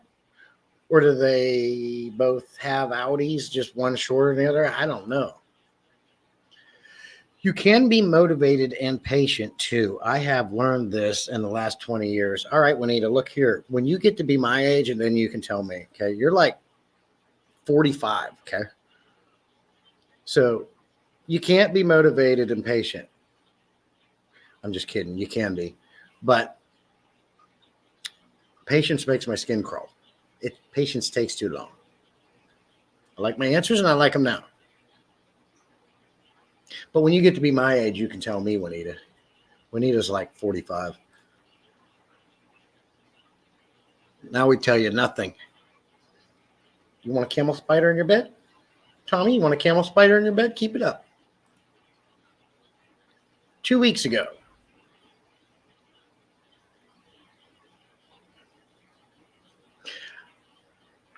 I don't know what everybody else thinks, Swiffle, but I feel like your nitrates weren't a problem unless they were in that range of anywhere from 500 to 700 parts per million, which is usually a ppm we can't even achieve in our at-home aquariums. I feel like nitrates aren't your problem. Now, over a long period of time, in a consistent high nitrate environment, it can be an issue. But to really affect the fish, you got to be way up there. Did your local water company just do some disinfecting and put some additional chemicals in their systems that you didn't know about? But you said there's no ammonia. If you use the aquarium co-op test strips, they actually can test for the chlorine, I believe. You saved 5 of the fish. That's great. I hate when things like this happen to me and other people like this. Out of the blue, you have an issue. Everything seems to be okay. The only thing that seems out of ordinary to you is you got very high nitrates. What does your nitrates usually stay at?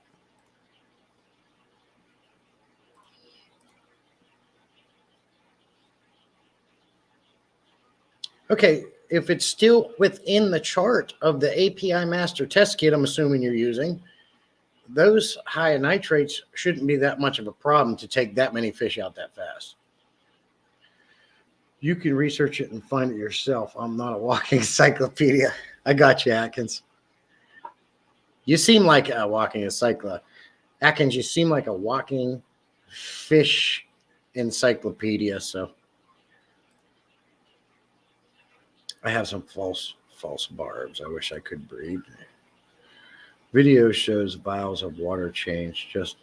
Video shows vials on water change. Just assume nitrates, but we're going to figure this out. Doing a terrarium delivery at a gas station. I thought I would jump on and say, thanks. Stop. Help Jesse never needs them when I'm here. Okay. I actually needed them a few times today, Laura. Appreciate you. Vent in Buna has a big hole and a little hole. The female sizes are the same. I miss those days. Yes, Getty. I almost choked to death. Oh my God.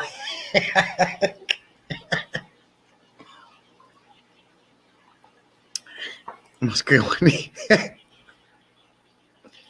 Yeah, young lady coming in here telling me to be patient. You wait till you get be my age. Just that tank out of 16. Okay, so you have a isolated issue in one tank. You got to think about this a little bit. I think we can help Swift figure this out. There's a lot of bright minds in this chat room right now. Tommy, I need a stop sign. I'll be right back. Camel spider.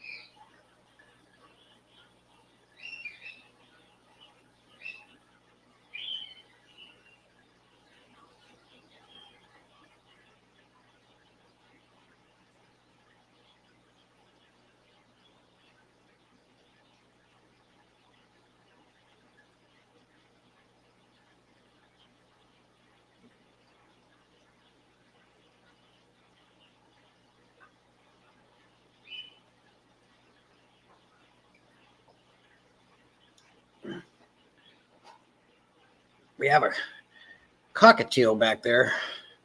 Every time you walk by, he hears you. What are you doing? What are you doing? Come here.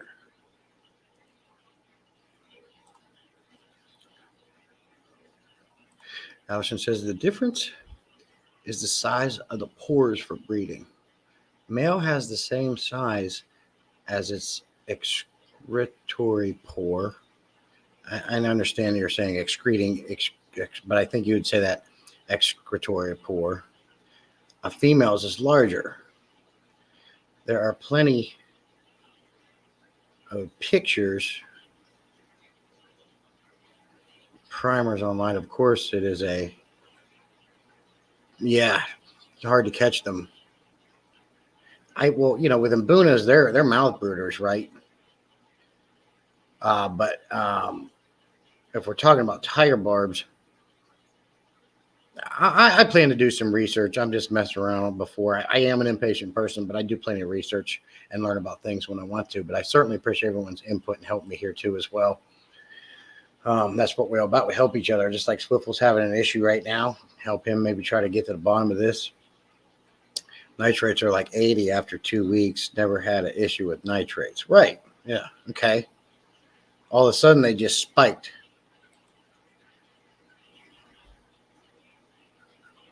So let's make it simple. Let's start doing the whys. What causes nitrates to go up? Right? Ammonia, the fish breathing, the pooping. How much are you feeding, Swiffle? How many times do you feed those fish a day?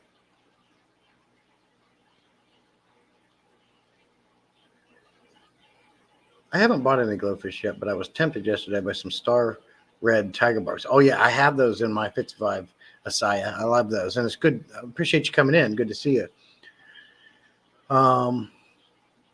At the local fish store, and they usually don't even carry glow lines. But buyer said she had to order those beauties. Yeah.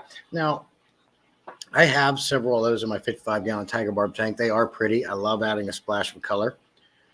Um, some people don't support or promote fish that have been genetically made. Not genetically. I think there's a dye that they use or something like that to get them colors out of them or something. I don't know how it works, but a lot of people don't like the glow line of fish. But I certainly love the red tiger barbs that you're talking about. I love the green ones. My favorite are just the regular tiger barbs. I love the way they look, especially when you have a large school of them. So I'd love to breed them. But I appreciate you sharing that. They are nice. Thank you, Tommy. Swiffle says 2 weeks ago, I added 13 yellowtails to, okay, mitigate aggression. Did you QT those new ones? Only 7 in the tank when I added the 13. Okay. You added too many too fast. I'm going to tell you that right now. You added 13 of them at once. You added what size tank? 75, right? I think you added too many too fast. I think that's your problem. You have not given your biological filtration, your good bacteria in your tank. I don't think you gave it enough time to adapt to the increased load. You should only be, and I don't know what size they were, Swiffle. What size were they? That has a factor in it. But you know your biological filtration is like an expandable rubber band. It expands and contracts to the size of the load it has to deal with. But you have to do it slowly. When I was adding Mbunas into my tank, I did no more than 5 or 6 at a time. One, you don't want to add 1 or 2 of those fish because they'll get picked on. You need to add at least 5 or 6 at a time to mitigate aggression, right? But if you start adding in, you're talking about 13, that's an additional 6, right?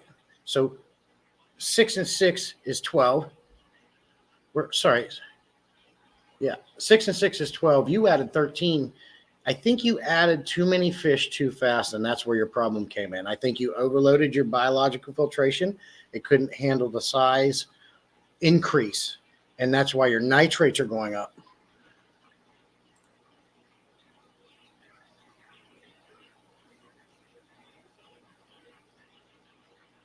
There you go, Atkins. Oh, cool, Sketty. I got to get caught up myself. Got to go flash the funk show. Okay, Juanita. Well, it does. It raises everything eventually. But by adding too many fish too fast could definitely bring your nitrates up.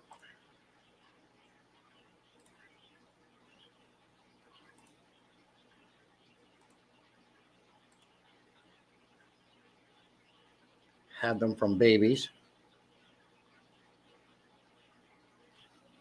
Bluefish are GMO. I think it is okay to breed them, but illegal to sell. That is, if the patent is still in effect. Then how come the box chains get the store to sell? They can sell them.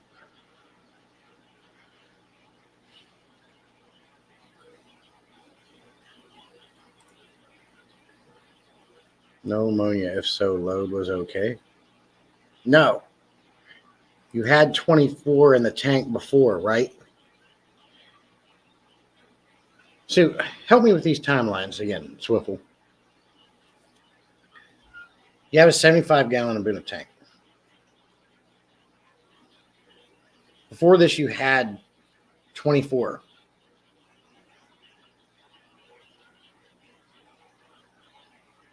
Wait, I'm just confused because you said you had 7 and then you added 13, but you had 24 before this. Like, what's the timelines?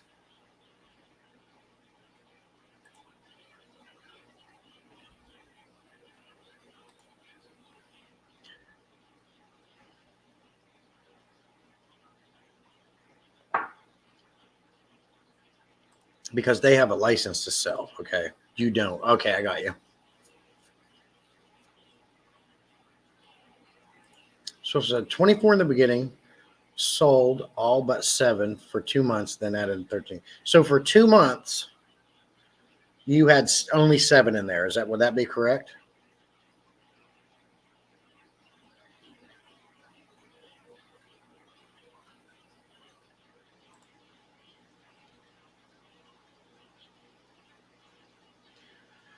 Swiffle, I'm going to say your problem is okay. So, like I said, your good bacteria is going to expand and contract to the size of the load. So, for 2 months, you had only 7 Imbunas in there. The good bacteria contracted because it didn't have so much load to deal with over those 2 months. And then all of a sudden, you bring 13 fish in, and you throw them in that tank, and you got all them fish breathing ammonia, pooping, eating in there. And I think that's what I'm going to say what happened. I think that you overloaded your good bacteria and it couldn't handle with it. So your nitrates started going up and up. And I think that's what happened. Anybody else can give me their thoughts on it. But if nothing changed but your nitrates, and nothing changed until you added these new fish in, and that only makes sense to me. I think you just overloaded your tank too fast. Maybe if you would have only put 6 in, waited 2 weeks, and then added another 6, waited 2 weeks, you might have been okay.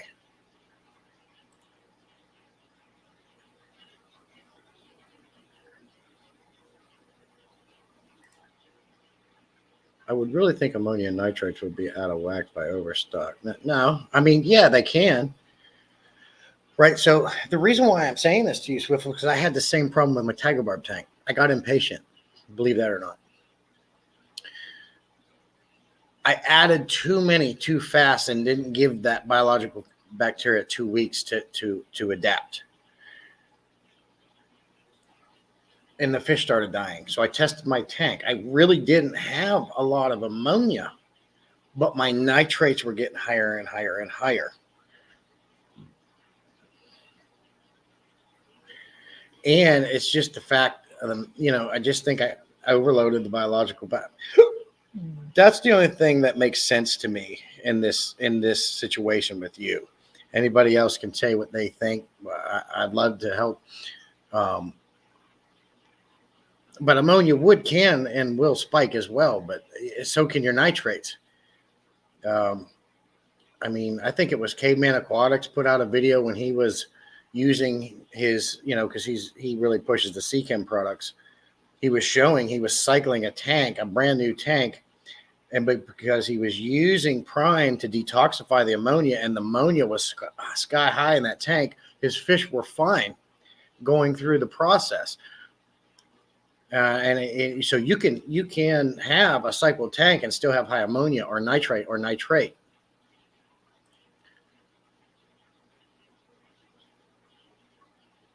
Yeah, I do the same thing, Atkins. Like anytime I'm adding new fish, I'll put even a capful of stability in there, a couple capfuls of stability in there, whatever you need per the instructions.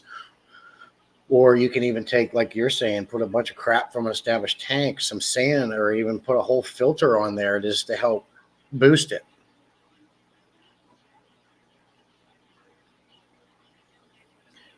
And it goes hand in hand with what I'm saying too. He took 13 fish and put in a tank that only had 7 in it for 2 months.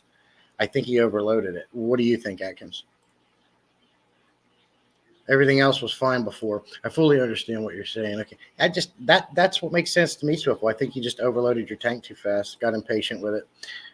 If overloaded, maybe good bacteria ate what they do, then had too many nitrates. It's the only thing that makes sense, unless your water company did their monthly, bi-monthly, whatever thing where they flush the system with whatever chemicals and you didn't know about it, but you tested your water and it's fine. So that's checked off the list. You never had an issue prior. All your other tanks are good. The only thing that changed is you added 13 fish to that tank after 2 months. So you either introduced a disease or you overloaded your good bacteria, your biological filtration. Geocommon plecos, yeah. Let me go back up here. The patent is still in effect, Allison, and they are working on more species. How do you guys feel about the glowfish? I know KG Tropicals, John, he doesn't like them. I think they're pretty. I love the glowfish. They're pretty fish. But I will say, as I started at the beginning of the stream, I have had the glowfish barbs, the red barbs, the regular barbs. Every time I get the green ones, they die. And I just lost 2 this week. Only the green ones. Swiffle says the man. Oh, yeah, we talked about that. Yes, Fox, you wonder what's next. Geocommon plecos. Glow common plecos. They got glow betas. Allison, I saw a video they've been working on, Red Glow Angel. Ooh, that actually sounds amazing. I agree what you are saying. Okay. The last one way you can figure, like, one thing you can do, Swiffle. So we're down to 2 things, right? We either overloaded our biological filtration or you introduced disease. With the remaining imbunas you have, monitor them, keep an eye on them in your holding tank, if you will. Make sure they don't come down with anything. Ick, Malawi bloat, fin rot. Keep an eye on them. Their eyes. If they never come down with anything and they seem fine, you could probably pretty much guarantee you just overloaded it. I think that could have been a snowball effect. One fish gets sick and gets picked on to death, and the bacteria isn't established enough with the new bioload of the new fish. I think that makes sense too. Yeah, I'm not a glowfish person either. Eat resin. Mm-hmm. I had 4 glowfish tetras in my tank that I rescued. I'm watching one buzzing around. They've been living a good life. Recently, the blue one passed away. That was this week. If glowfish help people get into the hobby, that is fine. I got you, Allison. Yeah. I love glowfish. I heard that there are glow quarries. Oh, you know, these guys are talking about, they got betas. They're talking about angelfish and pluck. They're going to be in everything because the fact of the matter is they sell. The prettier something is, the more likely someone is to buy it. So breeders are going to make these things to make money. It's all about the almighty dollar. So if they can make it glow, you bet they're going to do it. But I don't keep the glow lights or anything so they actually pop. I mainly got the red barbs and the green ones because I just wanted to add a splash of color to the tank.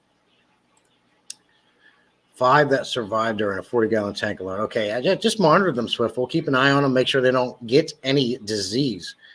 If you want to, as a preventative, put some salt in there with them as a starter. 1 tablespoon for 5 gallons of water. And just in case they do and you don't want to lose anymore, right? I'd go ahead and put some salt in there with them to help keep anything at bay. Salt will also help them relax, add that stress coat back on their body because maybe they were stressed out. It's a more natural way than going right to the meds. If the salt ain't helping, then we might want to start thinking about going ahead with the medications. And you've already got them in a smaller tank, so even though it's 40 gallons, if it's a bare bottom tank and you have a true 40 gallons in there, it's still better than treating your main display tank. Atkins doesn't mind glowfish. I don't keep them, but I like that the people are getting a hobby, like Allison said. Got to go. Okay, Asai, I appreciate you coming in and sharing your experience and talking about your hobby with us. I love troubleshooting like this. I enjoy that, figuring out what happens. I hope that helped you. Swiftful, I don't recommend a water change in that tank. I think maybe, like Atkins said, you need to bring over some established media. Maybe you can get like a solo cup full of sand from an established tank and put in there, or a whole filter to help get things back under control. And then when it is, you can probably move them back over. How about 6 highlighter axolotl? Highlighter? They aren't part of that patent.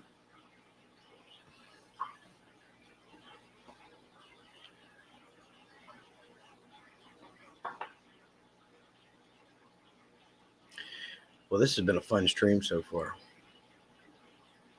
Rip Aquarium Cup.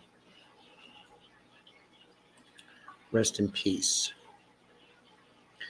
That tank needs some filter gravy. I like that. I've never heard that said that way before. Yeah. I have a question. Why do people keep randomly putting that up? I know last stream we had this discussion. Graham Kopp was a channel and he had passed away. Is it like the anniversary of his death or something? Don't agree with that. Gotta drop nitrates. Only way is a water change. Well, a water change definitely is the number one way to get your nitrates down, Swiffle, for sure. That's why we do water change, is one of the reasons why. But to help, what we're saying is to help you boost your beneficial bacteria and get it back up there, is to add some established media or sand or decor or a whole filter like a hang in the back, just to help give it a boost and get it back up there. Or you can even go with like Chem Stability and add good bacteria in a bottle. But by far the easiest way is to just transfer some established stuff from another tank. And what that's going to do for you is just get it boosted back up. You're right. The way to lower it is the water change. But to boost it, you got to do this. And then I would do that before I added them back in. Chocolate milk. It does look like chocolate milk, doesn't it? Cop loves glowfish. Oh, okay. I got you.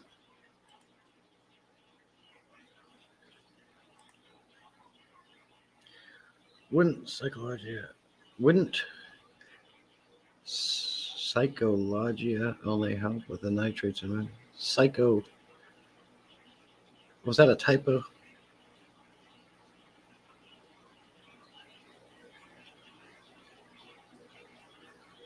Wouldn't psychologia only help with the nitrates and ammonia?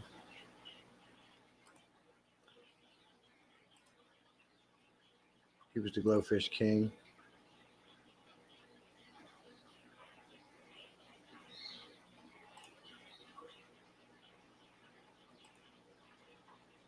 If I have nitrates are okay and ammonia is okay, that would tell me my beneficial bacteria is okay. You still have your beneficial bacteria, right? It's there, but you overloaded it. It couldn't handle the load. So I think what you're asking, Swiftle, is do you really need to transfer that in there? Just do your water change and then let things settle a little bit. But yeah, absolutely. You can do that. You can absolutely do that. But if your end goal is to get more Mbunas for that tank, like it sounds like you want 13 more, right? So this time, add 6 at a time. If you're going to do that process, then you don't need to do this. But what Atkins and I are saying is we would do it just because we want to give that tank a boost. We want to make it strong. We want to make it a strong cycled tank. And if you're adding that additional bacteria that's already established in that, it's only going to help you during that process. Do you have to do it? No, absolutely not. But if you do it, it's only going to benefit you and your fish.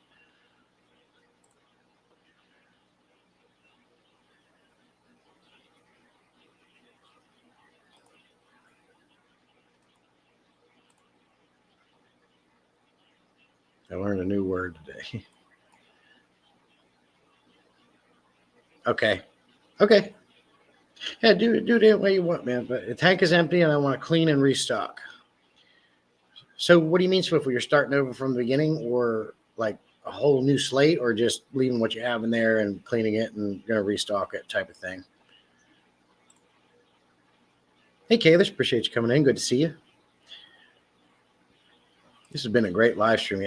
I feel like my last 3 or 4 live streams with you guys have been fantastic. Great topics.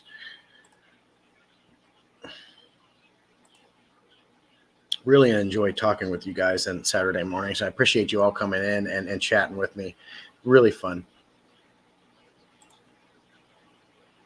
you can do the reset while it's empty. I think you got this, Swiffle.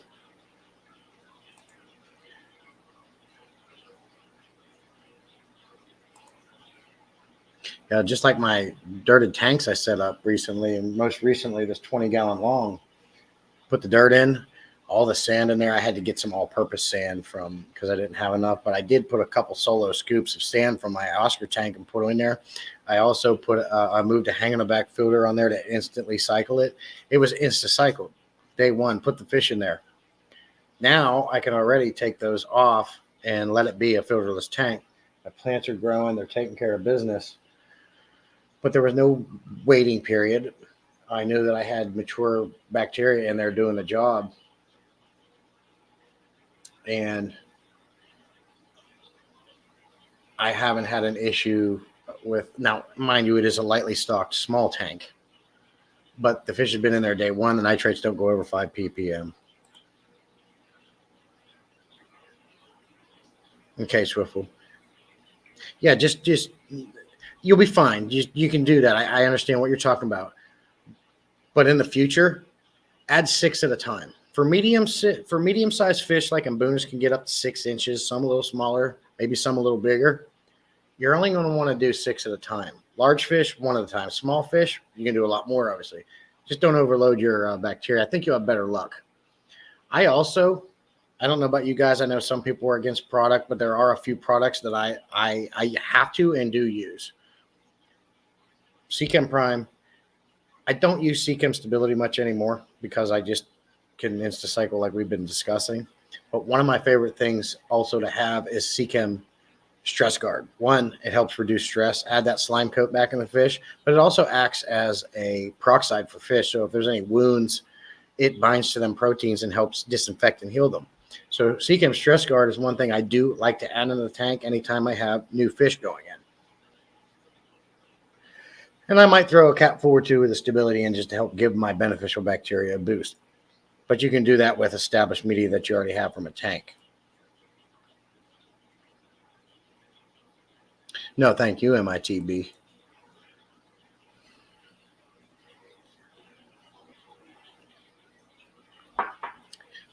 Really good topics, really good fun.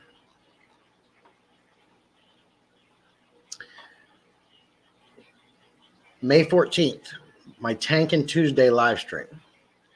You guys are going to be there for that. I'm interviewing a new fish tuber that I found. She's new to me. I don't know how long she's been doing it. Talisa, the aquarist. I don't know if you've seen her on my upcoming live thumbnail. She's going to be joining me. We're going to pick her brain. Check her videos out if you haven't already. She's really cool. I like what she does over there. She's the natural style fish keeper right in line with Tommy and Patty's Aquatics and Father Fish. BRB getting gas from her. All right, sorry, Tommy. I'm going to be jumping off here. We're at the 2-hour mark almost, and I have to do the same thing. I got to go down, mow some grass for my father-in-law an hour away, and I got to do my own grass and possibly the neighbors. So I do have to jump off. I certainly appreciate everybody coming in here. I certainly appreciate your time. Thank you for hanging out with me and talking with me. I love the troubleshooting. I love the topics we discussed. You guys are all great. I am over 13,000 subscribers now, 13,300 and some, I think, coming up on 13.4. The channel's growing. I just got to get those watch time hours up. Once they're up, I'm this close to getting monetized, guys. I'm like 300 hours away. 300 hours away from getting monetized on my channel. So during the day, if you could, if you want to, you don't have to, no pressure. If you wanted to throw my playlist, my podcast up on your TV or maybe some live streams on the TV in the background, just let them play all day, that would be most appreciated. Because I'm excited to get monetized and get some revenue from doing this so I can do greater things on my channel, which is also going to benefit you guys. So you don't have to. If you think about it, let my crap play in the background. You don't have to watch it if you don't want to. That'd be nice. Maybe if I work on my ugly face. You guys are all great. I'm out. You have a good rest of your weekend. Be safe. Dick Juanita says, I'm doing my best to help in that area. Yep, Juanita, I seen that, and I appreciate you. Just as you can. It's not to be a pressure type of thing. I don't want you guys to feel like you have to do it. A lot of you don't. I mean, We're all adults here. You don't want to do it, you don't do it. But if you can, just have play some of my stuff in the background. We're so close. Smile more. I'll smile more. I'll do it, Kalish. Bye, Santa. Have a wonderful, great life. Thank you, Coy. You as well. I missed your live. I think I have my bell clicked on your channel. Your bell. I seen you did a live stream a couple days ago or something like that, and I didn't get a notification for it. I missed the whole dang thing. You too, Kalish. You too, Juanita. You guys are great. Look forward to some more videos and shorts. Got a lot of good content coming out. I'm going to give you guys a little teaser on my next video real quick before I leave. I'm going to tell you right now, it involves blood. Yep, something happened to me in the fish room that prompted me to do an awesome video. It's a video on something that we kind of don't think of until it happens. Oh, yeah, I got a nasty cut. Wait till you see this. See you, Debs.